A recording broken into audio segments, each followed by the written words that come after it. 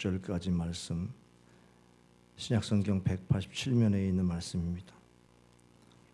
이 계시된 하나님의 말씀을 제가 읽을 때에 하나님의 음성으로 듣기를 바랍니다.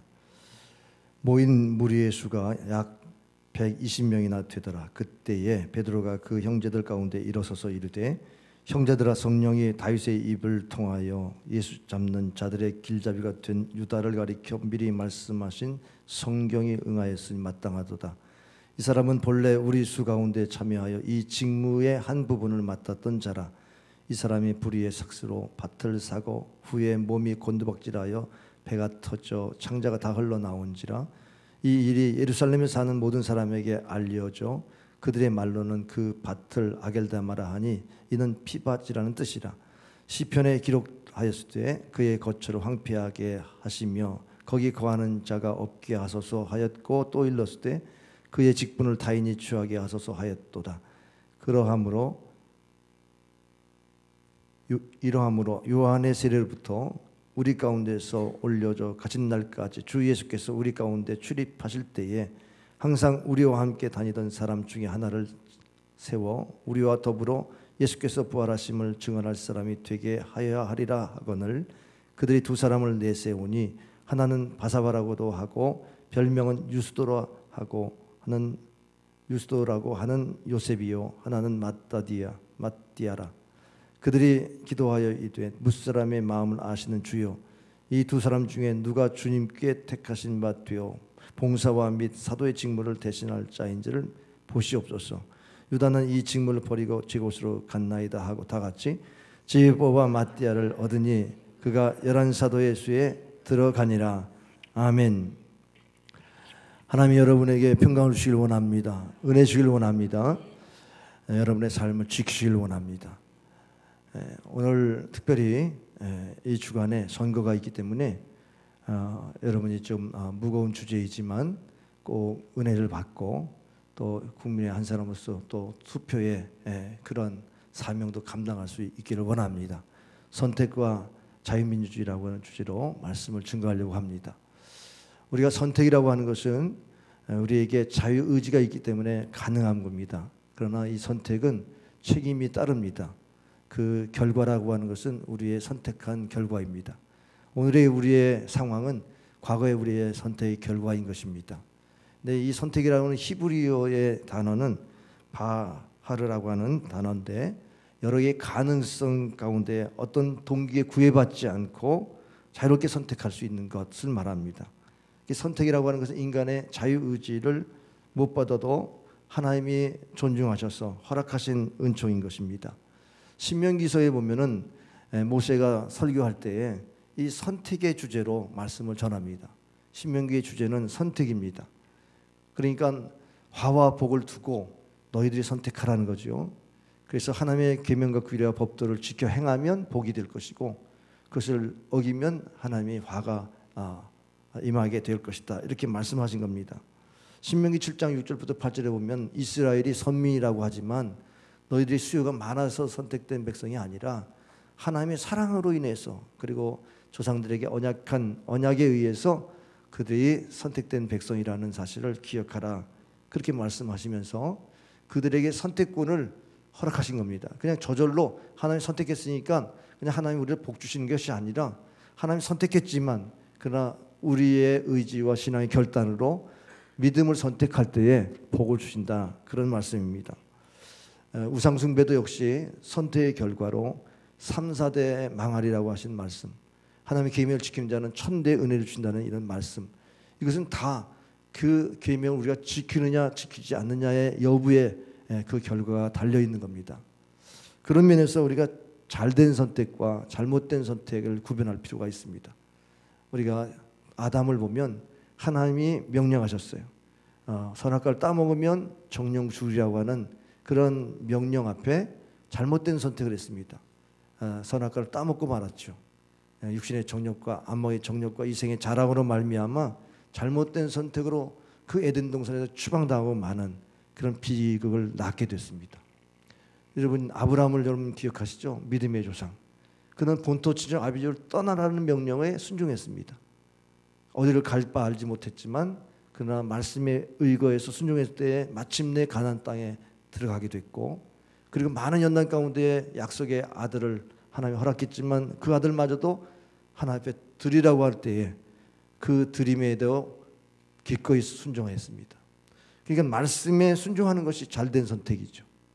우리가 환경에 따라서 또는 이런 상황에 따라서 인간의 욕심을 앞세우면서 선택하면 불행해지는 역사가 있지만, 말씀에 의지한 아브라함의 선택처럼 말씀에 의지하는 선택이 있기를 바랍니다. 우시야 왕이 나병 환자로 그렇게 인생을 마치게 되는데 그는 잘못된 선택을 했습니다. 우시야 왕이 왕이 돼가지고 52년 동안 태평성대를 이루었어요.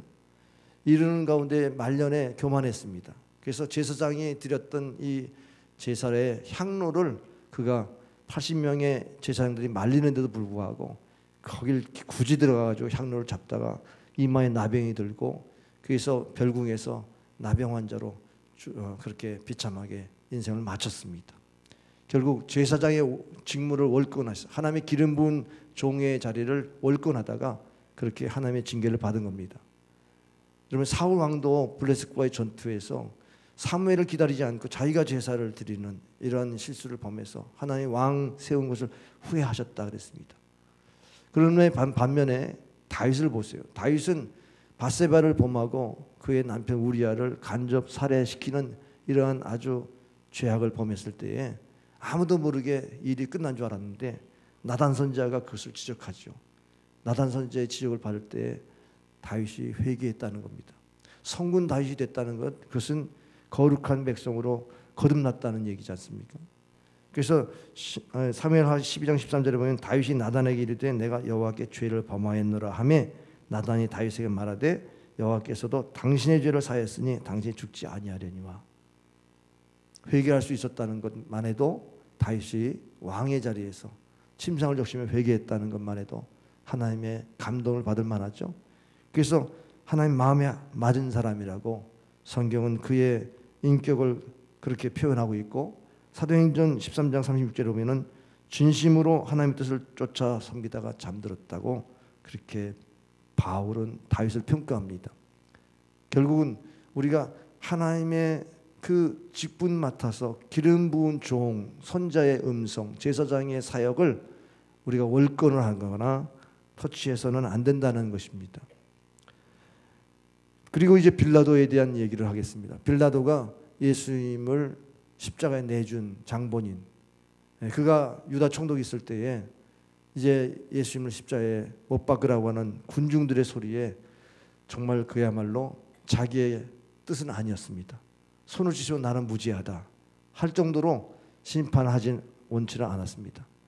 백성들이 전례를 따라서 바라바를 내달라고, 강도 바라바와 바꾸어서 풀어달라고 하니까 결국 그렇게 하라고 그냥 허용했을 뿐인데, 그러나 그 잘못된 선택 때문에 우리가 사도신경을 고백할 때마다 본디오 빌라도에게 고난을 받아 예수님이 십자가에 죽으셨다고 하는 그러한 예수님을 십자가에 죽게 만드는 장본인으로 천추의 가문에 정말 불이익을 주는 그런 인물이 되었고, 참으로 저주의 이름이 되었지 않습니까? 그에 반해서 예수님은 십자가 길을 가셨습니다. 예수님이 메시아 인식이 언제 있었든지 사람이 자유의지가 있을 때에 내가 이제 공생애를 걸어야 되겠구나, 이제는 부모 밑에서 사는 그런 가족의 상황에서 30세 동안 사시다가 이제는 인류 구원의 길을 걷기 위해서 나섭니다. 그때에 십자가 짊어지는 것이 너무나 괴로웠습니다. 그 제자들과 함께 겟세마네 성산 올라가서 기도를 함께 하기를 원했지만 그들은 잠들었고 기도하면서 계속 하나님의 뜻을 물었습니다. 하나님의 뜻대로 되어지기를 결단하고 십자가의 길을 걸으셨죠. 예수님의 선택, 십자가를 선택하셨을 때에 인류 구원을 완성하는 이런 역사가 있는 줄 믿으시길 바랍니다. 결국 우리 크리스찬의 신앙의 선택은 어떤 선택이어야 할까요? 아까 아브라함처럼 말씀을 선택해야 되고, 그리고 선자의 음성을 순종해야 되고, 그리고 예수님처럼 십자가를 짊어지는 선택을 해야 되는 줄 믿으시길 바랍니다. 우리가 십자가를 짊어지는 이 선택이야말로 참으로 우리의 이 신앙생활에 굉장히 중요한 선택의 문제입니다. 문제가 있죠. 근데 이 문제의 해결은 키가 십자가예요.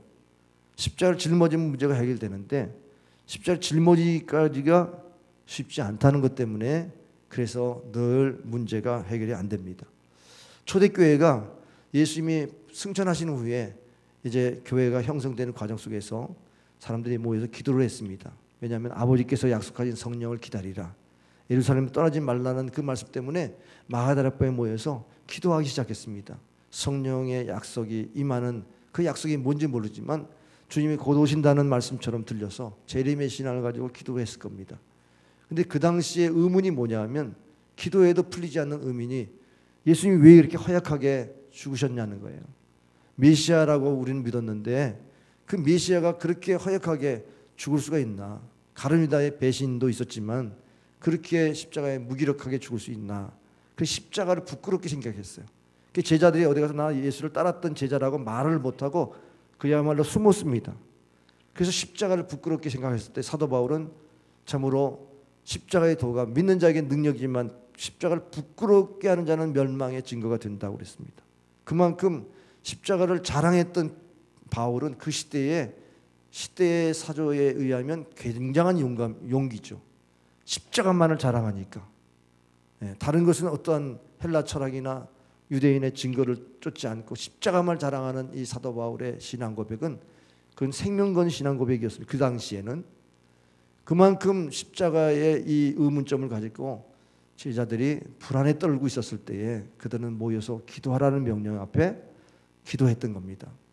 그래서 오늘 15절에 120명 정도가 기도했다고 되어 있습니다. 그들이 뭘 놓고 기도했을까? 기도의 내용은 성령을 기다리는 기도였을까? 할 정도로 그들의 기도는 참으로 방황했을 거예요. 또 하나의 의문점은 가룟유다의 사건입니다. 가룟유다를 어떻게 제자 가운데 그렇게 이탈해가지고 예수를 배반했을까? 우리들이 가룟유다와 같이 3년 동안 다녔는데 한 번도 예수님을 배반한다는 그런 징조도 못 봤는데 어떻게 그렇게 자살하고 말았지? 그런 등등의 의문을 가지고 그 공동체가 흔들렸던 겁니다. 그리고 이제 베드로가 설교하게 되는데 베드로의 설교의 핵심은 12제자라고 하는 12라고 하는 숫자는 야곱의 12아들을 통해서 이스라엘 민족이 형성됐죠. 12이라고 하는 것은 지파의 명칭이지만 이거는 하나님의 보좌에 12보좌가 있어요. 그러니까 하나님 나라의 완성의 의미입니다. 하나님의 나라의 완성의 의미에서 하나가 빠질 때마다 가룟유다가 생각나는 거예요. 그 가룟유다가 빠졌지. 그러면 그 예수를 배반한 상처나 예수를 배반한 그 어떤 그 악한 일들에 대한 생각이 지워지지 않는 거죠. 그래서 그 문제 때문에 베드로가 기도하다가 하나님의 말씀이 떠올랐던 거예요. 하나님의 말씀으로 해결했던 것을 보게 됩니다. 20절 말씀을 보면 20절이 시편에 기록하였을 때 그의 거처를 황폐하게 하시며 거기 거하는 자가 없게 하소서 하였고 또 일렀을 때 그의 직분을 타인이 취하게 하소서 하였다 그랬습니다. 여기 시편을 보니까 첫 번째 시편 69편 25절에 보니까 그들의 거처를 황폐하게 하시리라고 하는 기도의 내용이 담겨졌는데 그거를 지금 베드로가 설교로 인용하는 겁니다. 그 다음에 시편 또 하나는 109편 28절인데 어떻게 되어 있냐? 그의 연수를 짧게 하시며 그의 직분을 타인이 빼앗게 하시며 그랬어요. 그러니까는 이 직분을 지금 16절에 보니까는 이게 어떻습니까? 이게 다윗의 그 입을 통해서 시편을 통해서 예언하기를 17절에 보니까 한 직분을 맡았던 이 가룟유다의 얘기가 시편에 예언됐었구나. 그걸 보면서 18절에 보니까 가룟유다의 자살 사건이 나와요. 이 자살은 몸이 곤두박질에 배가 터져서 창자가 다 흘러나왔다고 그랬습니다. 사람들은 이것을 피밭이라고 아겔다마 결국 거기서 피 터지게 자살하고 죽었다는 그러한 내용이 담겨져 있는 명칭이죠. 그러니까 결국 이 다윗의 시편이 가룟유다의 죽음에 대한 예언이 되어진 것처럼 이렇게 받아들이게 됩니다. 그래서 가룟유다의 사건을 적용해 보니까 딱 맞아요. 가룟유다가 정말 그의 거처가 황폐하게 되는 아겔다마의 이 피밭이 되어지는 사건과 그리고 직분이 이제 12명에서 한 사도를 또 보충해야 되니까 그 가룟유다의 직분이 타인에게 옮겨지는 사건이 예언됐구나. 그래서 이제는 다른 한 사람을 세워야 되겠다. 그래서 우리가 12명을 채워야 되니까 한 사람을 보존하자. 여기까지 하나님께 기도하고 응답을 받고 지금 이렇게 그 바사바와 그 마띠아를 청구받아가지고 그 중에 마띠아를 뽑게 됩니다. 여러분, 이런 과정을 보면서 야, 베드로가 이렇게 지혜가 있었다, 이렇게 생각할 수도 있겠습니다. 베드로가 성령의 감동을 정말 충만히 받아서 성경 말씀을 인용했구나. 성경을 어떻게 그렇게 잘 알지? 그러면서 여러분 감탄하실 거예요. 그러나 이 사건은 그야말로 하나님의 역사 가운데 쓰여진 이 과정 속에 일어나는 것이기 때문에 하나님 베드로를 사용했어요. 베드로의 입술을 사용해서 설교하게 할 때에 말씀을 주셨습니다. 시편 말씀을 통해서 해석할 수 있게 하셨습니다. 시편 41편 9절에 보면은 내가 신뢰하며 내 떡을 나눠 먹던 나의 가까운 친구도 나를 대적하여 그의 발꿈치를 들었나이다. 유다의 배신도 그 발꿈치를 들은 거에 대한 말씀으로 그렇게 미리 성경에 예언된 말씀을 확인한 겁니다. 그게 16절에 나와 있는 대로 다윗의 입을 열어 이 말씀에 예언된 말씀입니다. 우리가 문제가 많을 때 여러분이 문제 해결하려고 애를 쓰죠. 그러나 성경으로 돌아가십시오. 성경에 답이 있습니다. 성경에서 문제를 해결할 수 있기를 바랍니다. 여러분, 섭섭한 마음이 있습니까? 문제가 꼬입니까? 여러분, 어디서 여러분이 문제 해결하죠? 기도하러 나오세요? 성경을 읽어보십니까? 여러분은 여러분의 경험으로 해결하려고 그러죠. 여러분이 상식으로 해결하려고 그러지 않습니까? 근데 그렇게 해결하면 문제가 끝나질 않아요. 이번에 이 사건을 통해서 이 베드로가 성경을 인용해서 딱 끝내줍니다. 그게 더 이상 가르치다 생각도 안 나요. 하나님 그렇게 예언대로 됐구나. 그 사건은 하나님이 예언하셨는데 그게 어떻게 가룟유다에게 이루어졌나? 하나님의 뜻이 더 중요했지 가룟유다가 이제는 중요한 게 아니었습니다. 그 공동체 속에 가룟유다의 배반이 상처가 되는 게 아니라 와, 이렇게 세밀하게 하나님의 말씀이 기록되어 있어? 말씀의 권위에 대해서 놀란 거죠. 여러분이 신앙생활하면서 연단을 받는데 야, 하나님 말씀대로 된다는 감탄사가 언제 연발됐습니까? 하나님의 뜻대로 된다는 말은 여러분 쉽게 하지만 여러분의 삶 속에서 직접 경험한 적이 있냐고요. 하나님 말씀을 적용해 봤더니 이게 하나님의 예언이었다라고 하는 이런 사실을 발견했냐는 말이죠. 자, 여기서 신학적인 문제가 발생됩니다. 예언이 성취되는 것, 우리는 오늘 이 가룟유다의 배신을 통해서 보았습니다. 그러면 가룟유다는 예수를 배반하기 위해 태어난 사람이에요? 아닙니다. 배반하기 예정된 게 아니에요. 그 예정이라는 단어를 우리는 함부로 그냥 미리 말씀했다는 예언만 가지고 예정을 생각하면 안 됩니다. 칼빈은 이것을 해석하기를 이거는 배신을 예정한 게 아니고 그가 나약함으로 사탄의 공격을 이겨내지 못했을 뿐이라는 겁니다. 그가 잘못된 선택을 했다는 거예요. 잘못된 선택을 하도록 하나님이 예정한 건 아니라는 거죠. 그게 맞지 않습니까? 어떻게 잘못된 선택까지 예정했다 그러면 하나님이 우리를 선하게 창조하셨다고 어떻게 우리가 믿게 되겠어요? 하나님이 사랑의 하나님이라고 우리가 믿는 그 믿음의 본질까지도 흔들리지 않습니까? 그렇기 때문에 이런 예수님의 십자가에 못 박힌 이 사건은 가룟유다가 공로자가 아니에요. 최후의 유혹이라고 해서 예수님을 십자가 내려오게 만드는 강도의 유혹을 받고 예수님이 나 그 말 듣고 그 강도를 구원하기 위해서 나는 십자가에서 내려와야 되겠다. 12영을 더 불러가지고 포복되지 이렇게 체포되지 않게도 할 수 있는 하나님의 아들이었지만 하나님의 뜻을 가지고 순종했지 않습니까? 하나님의 뜻을 앞세우면서 그 길을 가신 예수님은 예정된 길을 가셨죠. 근데 거기에 선택이 있었다는 겁니다. 그러니까 예정은 우리 인간의 의지를 말살하면서 하나님이 알아서 예정하는 게 아니라는 사실을 발견해야 합니다. 가룟유다가 악한 마음 때문에 됐다. 결과가 좋다고 과정이 다 정당화될 수는 없어요. 예수님 십자가에 달려 죽었었으니까, 돌아가셨으니까 하나님 뜻대로 된 거니까 가룟유다도 그거 쓰임 받은 거 아니냐, 이렇게 그 공로자로 세워서는 안 되는 겁니다. 빌라도가 그러면은 공로자이겠습니까? 마태복음과 사도행전의 이 유다의 죽음에 대한 것이 평가가 이렇게 나와 있어요. 마태복음 27장 5절에 보면 목매어 자살했다는, 죽었다는 뜻이 들어가 있고, 오늘 18절에 보면은 배가 터져서 창자가 끄집어 나와서 죽었다고 돼 있어요. 이 얘기는 목매었는데 목매은 자가 거기서 곤두박질 쳐가지고 배가 터진 거죠. 연상이 되죠. 그럼 자살했다는 게 분명하지 않습니까? 이런 부분들을 성경에서 우리에게 지적하고 있으면서 가론유다가 자살할 정도까지 된다면 얼마나 영적으로 시달렸겠습니까?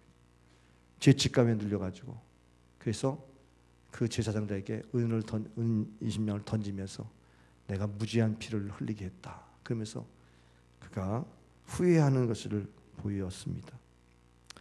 오늘 우리가 예정이라는 단어와 함께 오늘 설교 말씀을 지금 제가 증거하려고 하고 있습니다. 오늘 제비 뽑으면서 맞대를 세우죠. 근데 거기에 그냥 맞대를 세운 게 아니라 거기에 기준이 있습니다. 자, 사도를 세울 때 사도는 어떤 자격입니까? 21절과 20절에 나와 있어요. 세례요한 때부터 함께 동거한 사람들, 함께 동행한 사람 중에서 뽑아야 되고 그 다음에 부활의 증인으로 삼을 사람을 뽑아야 된다라고 하는 겁니다. 거기서 해당되는 사람이 바사바와 맏대아입니다. 바사바는 안식일의 아들이라는 뜻이고 그리고 맏대아는 여호와의 선물이라는 그런 뜻이 담겨져 있어요. 다 자격이 있습니다. 오히려 바사바를 더 설명을 잘 하죠. 그래서 그 바사바에 더 비중이 가지 않았나 그런 생각이 들어요. 유스도라고 하고 요셉이라도 하는 이 바사바가 선택될 가능성이 많았는데 맏대아를 하나님이 뽑게 하셨다. 그러면 이거를 우리는 예정이다. 우리가 어떻게 예정하셨어요? 하나님의 뜻을 놓고 기도하여 하나님의 뜻을 놓고 그 다음에 제비를 뽑았어요. 제비 뽑기에 이런 약속이 있습니다. 잠언서 16장 33절 제비는 사람이 뽑으나 모든 일을 작정하기는 여호와께 있느니라. 그러니까는 두 사람 중에 뽑기 하지만 하나님의 뜻이 이루어지도록 기도했는데 기준이 있습니다. 기준이 뭐예요? 부활의 증인 되도록. 그리고 함께 동거한 사람들 중에서 부활의 증인 되도록 한 기준이었어요. 둘 중에 50% 누가 되든지 그 기준에 맞아요. 그러니까 기준에 맞기 때문에 누가 뽑혀도 이건 하나님의 뜻이에요. 믿죠? 할렐루야. 그래서 우리는 예정으로 받아들일 수가 있는 겁니다. 로마서 9장 22절 23절에 보면 만일 하나님이 그의 진노를 보이시고 그의 능력을 알게 하시고자 하사 멸하기로 준비된 그 진노의 궁유를 오래 참으심으로 관용하시고 또한 영광 받기로 예비하신 바 궁율의 그릇에 대하여 그 영광의 풍성함을 알고자 하였을지라도 무슨 말 하겠느냐. 하나님이 진노의 그릇을 사용하시든지 궁율의 그릇을 더 사용하시든지는 하나님의 주권에 달려있다. 그러면 그 주권 앞에 우리가 무릎을 꿇고 선택할 때에 하나님의 뜻대로 되어지도록 하소서. 이렇게 기도하고 맏대를 뽑은 겁니다. 오늘 우리가 하나님의 뜻 앞에 굴복하면서 기도를 해야 됩니다. 여러분이 선택할 때 적어도 선택할 때 하나님의 뜻이 어디 있습니까를 놓고 기도하시면서 선택하셔야죠. 하나님의 뜻대로 되어지도록 기도하시기 바랍니다. 내가 어디에 설 것인가? 내가 어느 편에 설 것인가? 어느 편에 서는 거 하나님 편에 서야죠. 남북 전쟁이 있을 때 노예 해방을 위한 전쟁에서 링컨이 늘 기도하는 링컨이었습니다. 그 기도하는 링컨에게 링컨 대통령 어떻게 기도해 보니까 북군이 승리하겠습니까? 이렇게 질문합니다. 하나님 우리 편이 되겠습니까? 이렇게 질문할 때 하나님 편이 우리가 하나님 편에 되려고 기도해야지 하나님이 우리 편 되도록 우리에게 유리하도록 그렇게 기도해서는 안 된다는 겁니다. 그러니까 하나님의 뜻이 분명하면 내가 원하는 것도 포기할 수 있는 마음 자세를 가지고 기도해야 성령의 인도를 받겠죠. 그 후에 제비뽑기는 교회사에 나와 있질 않아요. 그러니까 제비뽑기라고 하는 것은 오히려 하나님의 뜻을 성령이 임재하기 전에 구약시대 때는 통용됐지만 성령이 임재한다면 하나님의 뜻을 어떻게 알아요? 보혜사 성령께서 가르쳐 주십니다. 요한복음 14장 26절에 보혜사 곧 아버지께서 내 이름으로 보내실 성령 그가 너희를 모든 것을 가르치고 모든 걸 생각나게 하시리라. 그 성령을 의지해서 기도하면 하나님의 뜻을 발견할 수 있는 줄 믿으시길 바랍니다. 성령이 말할 수 없는 탄식을 하나님 뜻대로 간구하신다고 그랬으니까 성령의 의지에 기도하는 사람은 하나님의 뜻대로 구할 때 성령의 교통이 되고 성령의 감동을 받게 되고 성령이 선택하도록 만들어 주시는 것을 믿을 수 있기를 바랍니다. 우리 의지를 무시하는 게 아닙니다. 우리 자유의지를 무시하는 게 아니에요. 여러분, 신학의 대명제가 있습니다. 그것은 예정론과 자유의지론이에요. 이 예정론은 하나님의 주권 아래에서 하나님이 하셨다는 것입니다. 하나님이 하신 일이기 때문에 이거는 우리가 어찌 할 수가 없어, 불가항력적인 은혜라는 거죠. 그래서 운명론적인 그런 해석이 가능해요. 그러면 우리가 할 게 없네요. 하나님 정해졌으니까. 근데 그게 원래 칼빈의 예정론의 예정의 얘기가 아닙니다. 우리 의지를 무시하고 하나님 정하셨다 그러면 그거는 성경에도 맞지 않아요. 왜냐하면 그리스도 안에서는 새로운 피조물이라 이전 것은 지나갔고 보라 새 것이 되었다. 우리 인생을 새롭게 변화시키는 하나님의 역사가 있는데 우리가 원래 팔자속 안으로 그렇게 태어났고 그렇게 인생을 살아가야 되는 건 아닙니다. 우리 결단에 의해서 바뀔 수가 있습니다. 할렐루야. 한번 따라 합시까요? 팔자야 물러가라. 크리스찬이 나아간다. 우리는 새로운 일이 생겨. 새로운 일은 하나님 뜻대로 사는 사람에게는 예정되는 역사들이 일어나는 거예요. 그러니까 일반적인 섭리가 있어요. 노력하는 사람에게 되어지는 거, 권선징악 이런 것들은 일반적인 상식에 속하면서도 그것이 뜻일 수 있어요. 하나님의 뜻일 수 있어요. 그런데 하나님 야곱을 택하시고 에서를 미워한 것은 이건 하나님의 주권에 달려 있는 거예요. 그것까지 우리가 우리 인간의 짧은 생각으로 그것을 해석하거나 훼손시켜서는 안 됐죠. 그 특별한 하나님의 섭리 가운데 있는 예정, 이 부분을 우리는 성경에서 예정된 것으로 받아들여야죠. 그래서 로마서 8장 28절에 하나님 미리 아신 자들을 또한 그 아들의 형상을 본받게 하기 위하여 미리 정하셨으니, 미리 아셨다 예지, 미리 정하셨으니 예정, 이는 그로 많은 형제 중에서 맏아들이 되게 하려 하십니다. 결국 맏아들이 되는 상속자의 형상으로 주님을 닮아가기 위해서 예정하신 거예요. 그러니까 예정도 주 안에서 예정이지 주 안에서를 빼면 그런 예정이 틀린 거예요. 우리가 어거스틴의 신학과 그리고 칼빈의 신학을 보면 여기에 5대 교리가 있어요. 먼저 인간은 전적으로 부패됐다는 겁니다. 그러니까 인간의 의지로 신을 찾을 수가 없다라고 하는 이 하나님의 주권을 말합니다. 그 다음에 우리는 참으로 조건이 없는 그런 하나님의 은혜를 받았다. 이게 다 은혜가 됐죠. 조건 없는 은혜. 그 다음에 우리는 제한적인 그러한 선택된 자가 있다. 그 이제 선택된 사람이 따로 있다는 거죠. 그 다음에 우리에게는 참으로 불가항력적인 은혜이다. 내가 거부할 수 없는 은혜이다. 주님이 나를 택하시면 내가 거부할 수 없는 것이 은혜이다. 그러면서 하나님이 택하셨으면 끝까지 영생을 이루게 한다. 견인이라고 하는 하나님의 이 인내하심과 보존하심이 있다는 거죠. 이게 그 칼빈의 5대 교리인데, 그러면 여기에 대한 반발이 있었어요. 그래서 중세 철학자 펠라기우스가 반대합니다. 아니 그러면 인간은 뭐냐? 로봇이냐? 아니 하나님이 다 정하셨으면 인간이 할 일이 없지 않냐? 그리고 인간의 노력은 어떻게 된 거냐? 자유의지를 부정하지 말라. 우리의 노력에 구원받는데 우리의 노력이 전혀 필요 없다는 얘기냐? 믿음으로 살려고 하는 노력도 필요 없냐? 그러면 하나님이 정하신 거에 대해서 그러면 아무렇게 살아도 되고 나중에 천국 가기만 하면 되냐? 천국 티켓 땄으니까 그냥 이 땅에서는 도덕 폐기론자처럼 아무렇게 살아도 되냐? 이런 질문을 던진 거예요. 여러분 그런 질문 던질 수 있죠. 그 질문이 웨슬리안의 질문입니다. 알리미니안의 질문입니다. 우리 신학의 전통이 거기에 서 있어요. 우리 성결교회는 바로 감리교 전통에 서 있어요. 웨슬리안이 그런 전통에서 우리 인간의 의지가 중요하다는 거예요. 아무리 하나님의 은총이 있어도 내가 반응해야 된다는 거죠. 믿음으로 반응하는 것이 중요하다. 그래서 우리가 믿음으로 자유의지를 활용하도록 하게 되어 있다는 것입니다. 빌립보서 2장 12절 13절에 보면 그러므로 나의 사랑하는 자들아 너희가 나 있을 뿐만 아니라 더욱 지금 나 없을 때에도 항상 복종하여 두렵고 떨림으로 너희 구원을 이루라. 너희 안에서 행하시는 이는 하나님이시니 자기의 깊은 뜻을 위하여 너에게 소원을 두고 행하게 하시나니. 여기 구원을 이루라는 말은 우리가 구원 받았지만 성화되라는 거예요. 구원을 완성해 가라는 그러한 격려입니다. 우리가 예수님을 믿고 구원을 받았는데 근데 중간에 타락했어요. 그 사람은 예정되지 않는 사람이에요. 근데 자기가 예정된 걸 착각하다가 도덕적으로 윤리적으로 바로 살지 못해가지고 망하는 경우가 있다. 우리는 현실적으로 그런 사람 많이 보잖아요. 교회 다니다가 타락한 사람들 많이 보지 않습니까?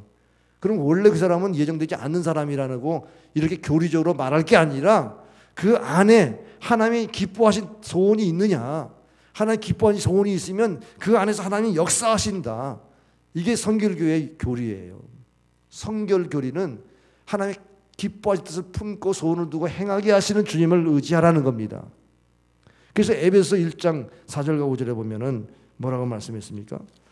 곧 창세전에 그리스도 안에서 우리를 택하사 우리로 사랑 안에서 그 앞에 거룩하고 흠이 없게 하시려고 그 깊으신 뜻대로 우리를 예정하사 예수 그리스도로 말미암아 자기 아들들이 되게 하셨으니.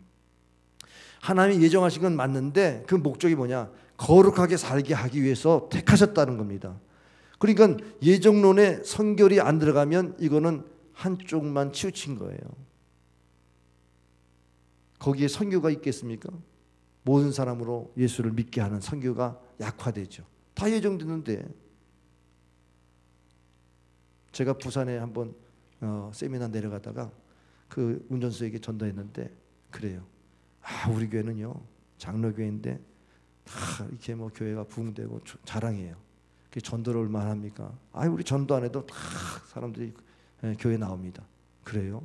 아니 전도해야 교회 또 나올 수 있겠는데요. 교회가 크니까 아마 막 이렇게 오는 모양이죠. 그래서 다 예정됐으니까 믿을 사람 믿죠. 뭐 우리는 그걸 믿습니다. 나는 믿습니다. 그러니까 전도에 대한 동기부여가 안 되는 거잖아요. 근데 요한 웨슬리는 전 세계가 나의 교구다. 전 세계 선교의 문이 그때 열린 거예요. 영국의 선교가 그때 열린 겁니다. 너희는 두루 다니며 천하 만민에게 복음을 전파하라. 오직 성령이 임하시면 권능을 받고 예루살렘과 온 유다 사마리아 땅까지 이르러 내 증인이 되리라. 이런 말씀이 성령의 권능 안에서 정말 세상을 변화시키는 이런 비전 안에서 선교가 열렸는데 이 신학의 기초가 바로 우리 자유의지를 하나님이 사용하신다. 우리 안에 하나님 기쁘신 뜻을 품을 때에 역사하신다. 이런 믿음의 결과인 줄 믿으시길 바랍니다.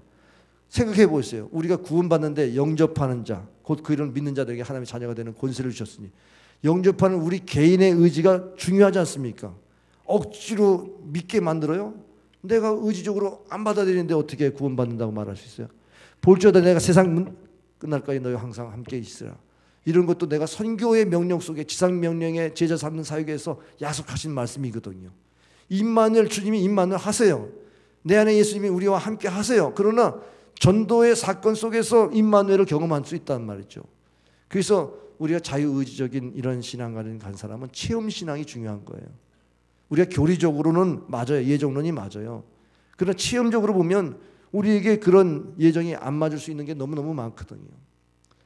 계시록 3장 20절에 보면은 내가 문 밖에서 두드리노니 누구든 내 음성을 듣고 문을 열면 내가 그에게 들어가 그로 도보를 먹고 그는 나로 도보를 먹으리라. 주님이 우리 안에 들어올래도요 문고리가 우리 안에 있어요. 내 마음을 여서 주님을 영접해야 주님이 오신다는 거예요. 주님이 그만큼 우리를 인격적으로 대한다는 거예요. 우리의 자유의지를 인정하신다는 거죠. 왜 선악과를 따먹지 말라고 했어요? 그냥 따먹지 않게 만들면 됐죠. 우리에게 의지를 따먹고 안 따먹으면 너에게 달려있다라고 하는 자유의지를 주셨단 말이죠. 그런 면에서 우리가 자유의지를 활용하는데 여러분이 예수님을 닮아가도록 하는 거, 여기에서 예정론과 자유의지론이 만납니다. 성화되는 목표를 가지고 예정된 주님의 은총을 이루는 거하고 우리가 자유의지로 내가 도덕적으로 윤리적으로 이렇게 살아가는 것만 가지고 우리가 거룩하게 사는 게 아니라 성령의 능력을 힘입어서 하나님이 예정하신 것을 은총으로 믿고 우리가 성화되는 것, 이게 두 신학이 하나 연합이 돼야, 균형이 돼야 우리 신앙이 균형이 있어요. 할렐루야. 예. 그래서 우리가 도덕적으로 윤리적으로 세상 사람보다 더 뛰어난 삶을 살아야 되는 것도 맞고요. 또 내가 지금 당장 천국에 갈 수 있다는 믿음도 지금 고백하는 것도 맞고요. 그래서 산상수훈의 팔복이 그게 우리의 신앙 안에 참으로 중요한 겁니다. 예수님의 마음, 예수님의 마음이 팔복 안에 있어요. 마음이 가난한 자가 천국이 자기 것이다. 이런 말씀들 여러분이 주님의 인격을 닮아가는 맏아들이 되게 하시는 하나님의 뜻을 따라서 여러분의 인격과 성품을 거룩하게 만드시길 주의 이름으로 축원합니다. 기독교가 추구하는 정부 형태는 자유민주주의예요. 왜 그러냐? 자유의지를 우리는 인정받아야 돼요. 하나님의 형상의 자유의지가 있기 때문에. 자, 코람데오라고 하는 단어를 여러분 많이 듣죠? 이게 뭐냐? 하나님 앞에서라는 뜻이에요. 코람데오. 그러면 우리의 신앙의 가장 강력한 나를 움직일 수 있는 그런 파워가 어디서 나오냐면 우리가 하나님 앞에 설 때예요. 하나님 앞에서 단독자로 설 때 우리는 진실로 회개도 가능합니다. 우리가 사람들이 섞여 살면요, 비교하면서 내가 뭐 잘못했어 이렇게 나오지만 하나님 심판대 앞에 설 때는 단독자입니다. 그럼 하나님과 1대1의 관계에서 죄를 물을 때 우리 행위를 짓고 가게 돼 있잖아요.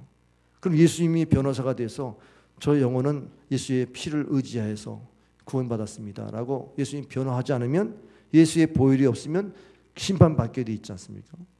그렇다고 할 때 우리가 주님 앞에 어떻게 단독자로 설까? 나는 보혈을 의지하고 주님을 의지하고 내가 주님 앞에 섭니다. 이 신앙이 우리를 하여금 성결하게 만드는 거죠. 누가 봐서 감추고 누가 봐서 뭐 외식하고 이런 게 아니라 하나님 앞에 선 존재로서의 성결, 이것을 가질 때에 마틴 루터가 종교개혁을 일으킬 때에 그가 하나님 앞에 섰습니다. 그는 죄책감에 너무 눌려가지고 고행을 하면서 그 계단 성단 올라가면서 어떻게 하면 내가 구원을 받을까 그렇게 씨름했던 거예요. 그 당시에 면죄부를 팔아가지고 연옥가에 있는 영혼들을 천국 가게 보낸다고 하는 공로 사상을 집어넣었던 천주교의 타락을 도대체 이해할 수 없는 거예요. 하나님과 일대로 만나는 길을 찾다가 오직 의인은 믿음으로 말미암아 살리라. 아, 내가 예수님을 영접하면 내가 구원받는다. 나를 의롭다 하시는 분이 주님이시다. 이 믿음을 딱 붙잡는 순간 그는 자유의지를 발동해서 하나님이 나의 구원자시다 선포하고 그러면서 종교개혁을 일으켰던 것을 믿으시기 바랍니다. 그래서 지난주에 제가 종말론적인 삶을 살라고 그랬죠. 내일 일은 우리 모릅니다. 하나님 뜻대로 하루하루 살아요. 그 나라와 그 일을 구하며 살라고 그랬죠. 그런데 야고보서 4장 14절에 내일을 너희가 알지 못하도다. 너희 생명이 무엇이냐? 너희는 잠깐 보이다가 없어지는 안개니라. 너희가 도리어 말하기를 주의 뜻이면 우리가 살기도 하고 이것이나 저것을 하리라 할 것이거늘. 이것이 우리가 신 앞에 단독자로 서는 그러한 삶의 모습이에요. 오늘 하루에 하나님의 뜻이라면 이것도 되지. 하나님의 뜻이라면 저것도 할 수 있지. 이렇게 살라는 거예요. 아멘. 이것이 바로 우리로 하여금 거룩하게 사는 삶의 모습이라는 겁니다. 자유민주주의는 성경적인 정치제도입니다. 민주주의라는 것은 사람이 주인 되는 나라를 표방하는 겁니다. 그런데 이게 초대교회에서 나왔어요. 초대교회 2장 42절 이하에 보면 초대교회들이 물건을 통용했지 않습니까? 서로 소유를 나눴어요. 소유권이 하나님께 있다는 믿음 때문에 나눌 수가 있었습니다. 근데 이제 소유권이 우리 개인에게 있다는 자본주의가 들어오면서 이제 이 공동체가 그렇게 순수하게만 되어 있지 않아요. 그래서 공익이라고 하는 공적인 영역에서 우리가 다 선을 이루는 공동선을 추구하자고 해서 민주주의를 다수결의 원칙에서 많은 사람이 찬동하면 그것을 정하자고 하는 것입니다. 민주주의의 꽃이 다수결의 원칙인데, 근데 그동안 다수결을 보니까 여기에 문제가 있어요. 왜냐하면 다수결을 만들기 위해서 51대 49면 51이 이기잖아요. 그럼 50에서 하나만 더하기 위해서 얼마나 불법을 또 하는지 몰라요. 불법을 행하니까 결국은 그 불법을 없애자고 소수를 다시 소수의 인권을 또 이야기하기 시작합니다. 억압받던 소수들을 그 인권을 얘기하면서 또 주장하다 보니까 다수가 또 피해를 받는 거예요. 소수에 차별하지 말라. 동성애자들에 대한 차별금지법을 통과시켜야 된다. 이런 운동이잖아요. 기독교가 이건 반대할 수밖에 없어요. 그들의 취향이 본성적이냐? 그거는 회개하고 변화받을 그러한 삶을 인도해야지. 그걸 법으로 그냥 허용하면 세상에 가정이 파괴되는데 어떻게 되겠어요? 그게 기독교 가치가 아니에요. 그리고 다수를 무너뜨리게 하는 것이 사실은 기독교의 가치가 아닌데도 이상하게 교회는 소수를 더 존중하면서 다수를 포용하는 이런 기독교의 가치를 이렇게 왜곡해가지고 그 소수의 인권을 말살한다고 그냥 교회를 공격하지 않습니까? 전체주의처럼 교회는 뭐 전체주의처럼 그렇게 말하면서 소수의 인권을 말하지 못하게 만든다는 교회 공격이 있어요. 여러분, 전체주의가 결국은 한 사람이 리더예요. 한 사람이 옳고 나머지는 다 잘못됐으니까 한 사람을 따르라. 이게 신격화되는 거 아니에요. 그러면 전체주의가 결국 공산주의를 만든 겁니다. 다수가 우매하니까 한 사람, 똑똑한 사람 세워서 나라를 이끌어 가자. 이게 전체주의예요. 이게 공산주의예요. 거기에 그 혁명이 뭡니까? 그 막스의 이론에 그러니까 프롤레타리아의 그 다수의 억압받은 자를 해방시키기 위해서 부르주아의 그 기득권층들을 재산을 뺏어서 평등하게 만든다. 이게 결국은 체제의 하나의 공산주의 체제에 대한 이런 이론인데 이게 실패한 이론이죠. 공산권이 다 무너졌죠. 근데 북한이 안 무너진 것은 거기는 1인 독재라고 하지만 그 한 사람이 우상이거든요. 신이거든요. 그래서 주사파라고 그러지만 사실 그 주사파라기보다는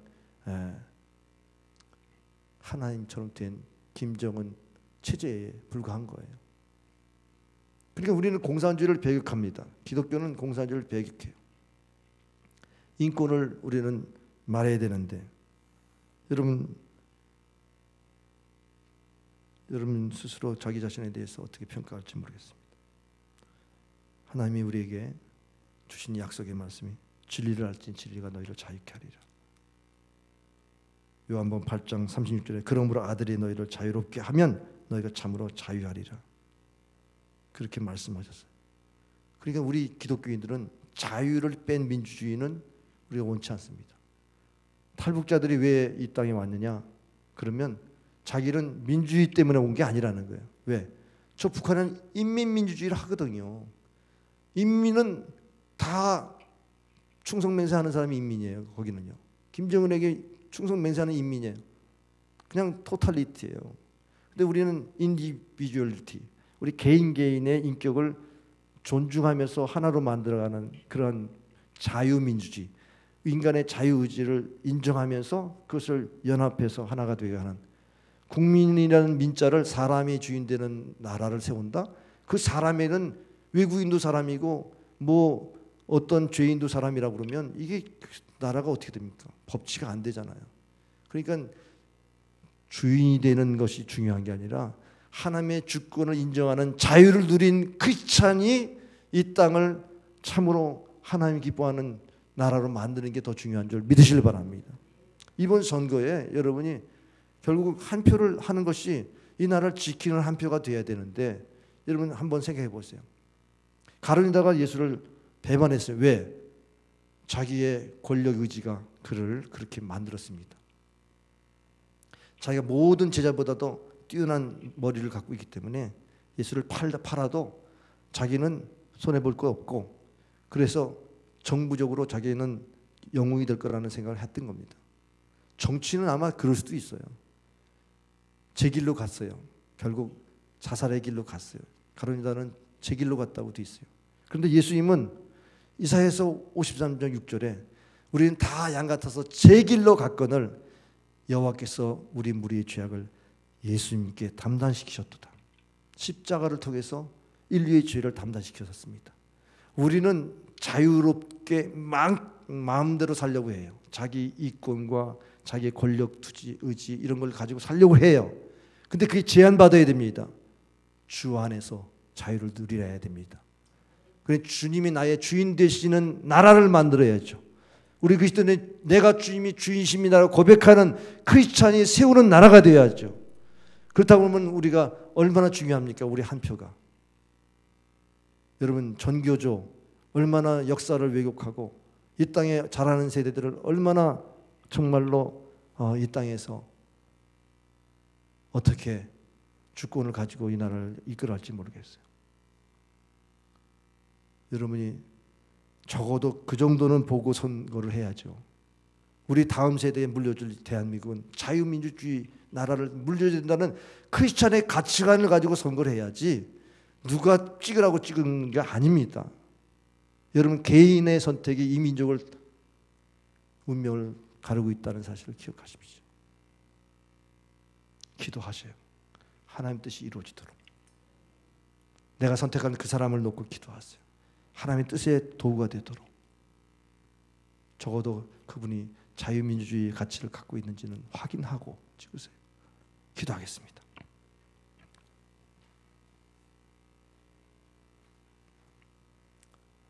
우리 한번 나라를 위해서 한번 기도하고 이번 선교를 위해서 한번 통성으로 한번 기도하겠습니다.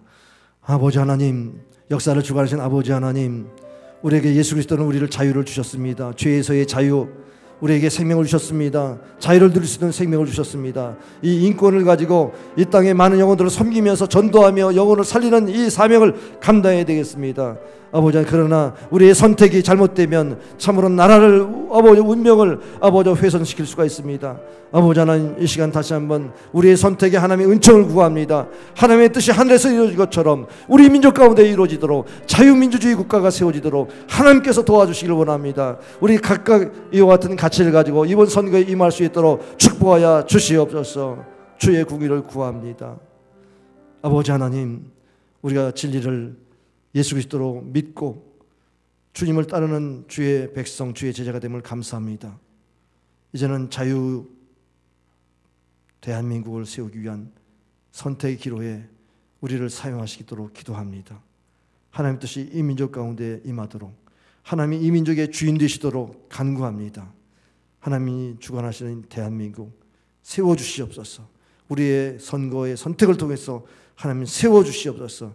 우리 성도들을 사용하시고 함께 주옵소서. 예수님의 이름으로 기도하옵나이다. 아멘. 찬송 586장을 찬송하면서 헌금을